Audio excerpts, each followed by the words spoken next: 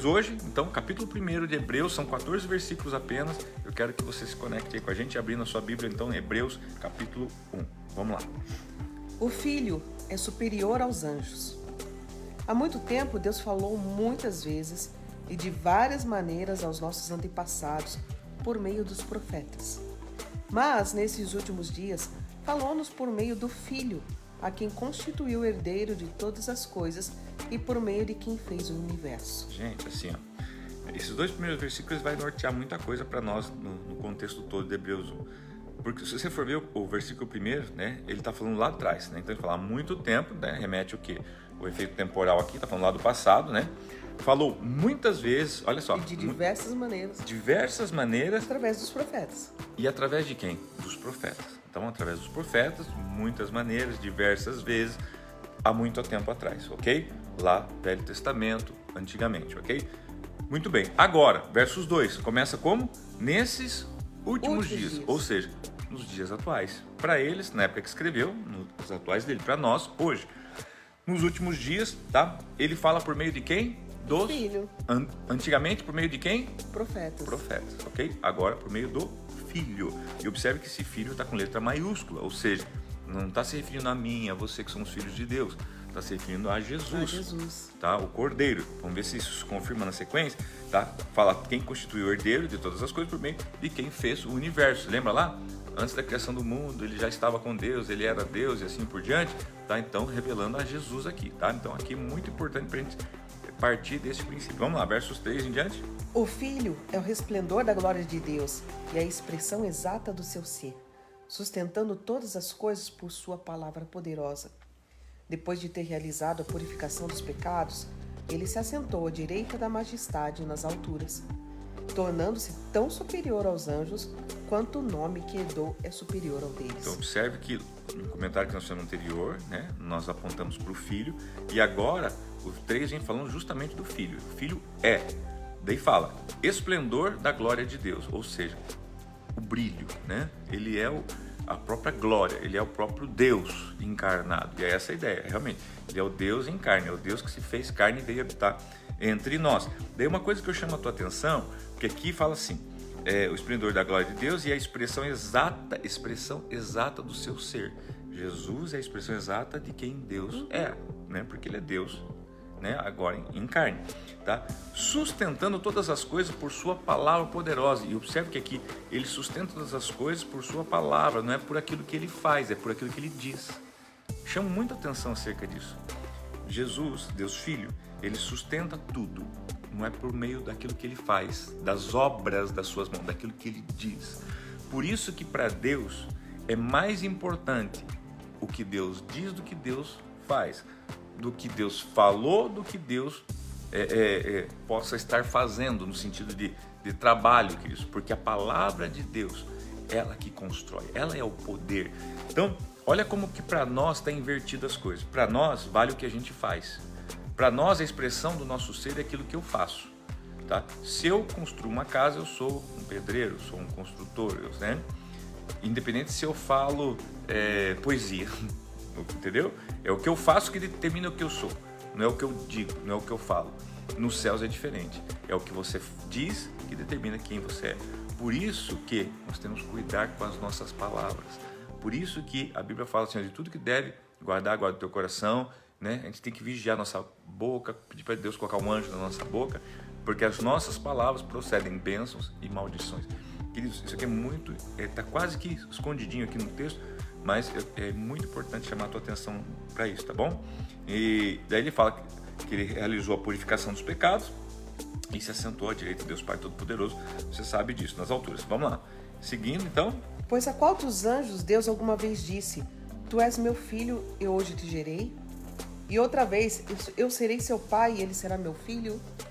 E ainda quando Deus introduz o primogênito no mundo, diz, todos os anjos de Deus o adorem. Quanto aos anjos, ele diz, ele faz dos seus anjos ventos e dos seus servos clarões reluzentes. Há uma versão um pouquinho mais antiga, né, que faz dos seus anjos, né, ventos e dos seus servos, né, labaredas de fogo, né? Surgiu até uma conferência chamando labaredas de fogo. Mas o que eu quero chamar a sua atenção é o seguinte: primeiro falou quem é o filho, quem o filho é, ele resplandece o próprio Pai, o brilho do próprio Pai. Ele veio, ele expiou o pecado, coisa e tal, e fala que agora que ele é superior aos anjos. E agora o verso 5 em diante começa a falar dos anjos. Pois qual dos anjos Deus alguma vez chamou de filho, né? Disse, esse é meu filho, mostrando que é uma separação. Os anjos também são criações de Deus, criaturas de Deus, Deus criou. Porém, aqui é justamente para nós não misturarmos, né, a natureza de Jesus, porque eu dei uma lida sobre isso, há alguns pensamentos, alguns pensadores que dizem, Jesus era um anjo que Deus escolheu para ser seu filho, tá? E aqui está deixando bem claro isso, que não é isso, ele não é esse pensamento, tá? Olha, né, quando que você viu Deus chamar algum anjo de filho, né? Não, tu és meu filho e hoje te gerei. Outra vez, eu serei o seu pai, né? Tá falando. E ainda quando Deus introduz o primogênito do mundo, diz, então assim, ele foi o primogênito, né? Ele é o unigênito do Pai, o único do Pai, e foi o primeiro introduzido no mundo, tá? Como filho de Deus, né? Todos os anjos de Deus o adorem, ou seja, há uma palavra de Deus para que os anjos adorem a Jesus. Então um anjo não ia adorar outro anjo, né? Não faz sentido, ok? Mas assim, o Filho de Deus sim. Isso aqui é só para essa corrente que traz essa ideia de que Jesus seria um anjo, enfim, e no meio dos anjos Deus teria eleito uma pessoa e para ser seu filho, tá? Isso cai por terra no decorrer da descrição aqui. Mas vamos lá, vamos com continuidade. Mas a respeito do Filho diz, o teu trono, ó Deus, subsiste para todo sempre. Cetro de equidade é o cetro do teu reino. Amas a justiça e odeias a iniquidade. Por isso, Deus, o teu Deus, escolheu-te dentre os teus companheiros, ungindo-te com óleo de alegria. E também diz, no princípio, Senhor, firmaste os fundamentos da terra e os céus são obras das suas mãos. O que é importante a gente frisar aqui, desde os versos 8, tá? Ele fala assim, mas a respeito do Filho, tá? Então, o ponto aqui é o Filho. Jesus diz, daí ele começa a falar o quê? Tá? É aberto uma aspa para falar do trono, né? Deus subsiste para todos sempre, o cetro de equidade. O que é cetro de equidade? O que é equidade? É um julgamento justo, é um julgamento feito com justiça, tá? Um julgamento correto, impossível de ser injusto, essa é a ideia, tá? Então isso é equidade. Então, veja bem, tanto é que o versos 9 já começa, amas a justiça, então é um julgamento justo. Ele ama a justiça, né? A justiça é a base do trono de Deus, tá? Amas a justiça, odeias a iniquidade. Talvez hoje, né, pastoreando nossa escola à noite, que é para quem acompanha a nossa escola, vamos estar falando sobre pecado, transgressão e iniquidade. Vale muito a pena você estar com a gente presencialmente às 9h30, ok? Então, amas a justiça e odeias a iniquidade. Por isso, Deus, o teu Deus, escolheu-te dentre os teus companheiros. E aqui que o pessoal que traz aí essa teoria que Jesus seria um anjo, enfim, eles tiram, né? Porque olha só, realmente dá uma impressão estranha, né? Porque fala assim, escolheu-te, Deus escolheu ele, né, Jesus, dentre os teus companheiros. Opa, companheiro, quer dizer, dá a impressão assim, que tinha pessoas com ele no mesmo nível, e na verdade não, né? Aqui a ideia escolheu ele dentre os teus companheiros, porque quem posteriormente acompanha Jesus é aqueles que creem nele, ou seja, nós que também somos escolhidos. Tanto é que fala, escolheu-te dentre os teus companheiros, ungindo-te com óleo de alegria. Nós somos os companheiros de Jesus posteriores, né, a ele é o unigênito, o primogênito, e nós somos os demais, quem crer em Jesus como Filho de Deus, ok? Vamos lá. Eles perecerão, mas tu permanecerás, envelhecerão como vestimentas. Tu os enrolarás como um manto, como roupas eles serão trocados. Mas tu permaneces o mesmo, e os teus dias jamais terão fim. A qual dos anjos Deus alguma vez disse, senta-te à minha direita até que eu faça dos teus inimigos um estrado para os teus pés? Os anjos não são, todos eles, espíritos ministradores, enviados para servir aqueles que hão de herdar a salvação? Aqui então está fazendo o quê? Uma separação realmente bem clara, que é Jesus, quem é Jesus, né? Quem são os anjos, a função de Jesus, tá?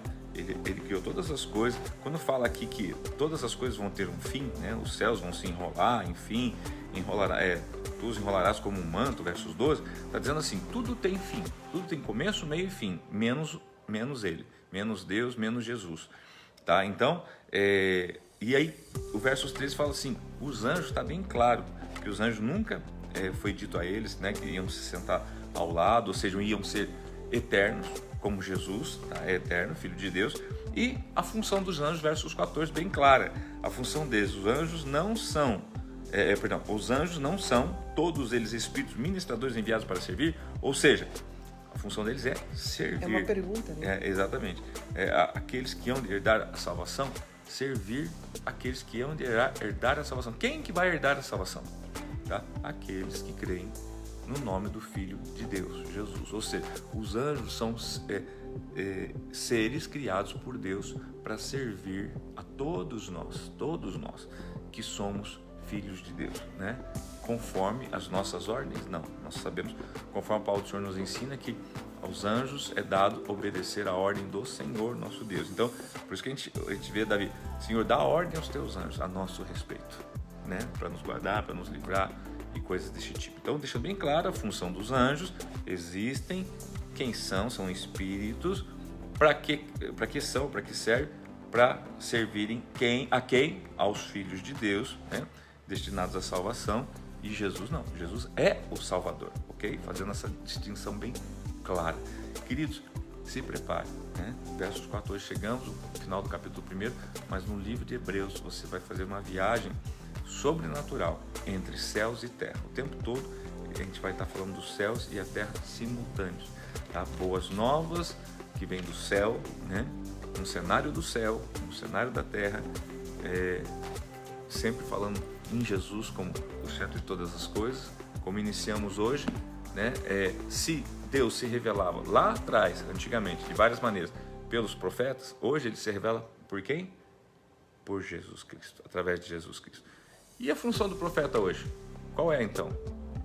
É justamente, né, mostrar Jesus, tá? Que é o verbo, é a palavra. Lembrando que antigamente não existia a palavra, não existia né, escrita assim, não existia a lei, mas não como hoje, né, o compêndio, a Bíblia, tá? Então os profetas eram, né, assim diz o Senhor. Agora não, agora os profetas, né, revelam Jesus, que é a palavra, tá bom? Fica aqui esse adendo. Deus abençoe você, sua casa, sua família. Uma boa sexta-feira, lembrando que amanhã, sábado, domingo, é dia de você rever, né, as edições que você perdeu de devocional essa semana, para você assistir novamente. E nós temos a nossa folguinha, aleluia, né? E segunda-feira nós estamos de volta com o livro de Hebreus, tá bom? Um beijo no coração, até às 15 horas.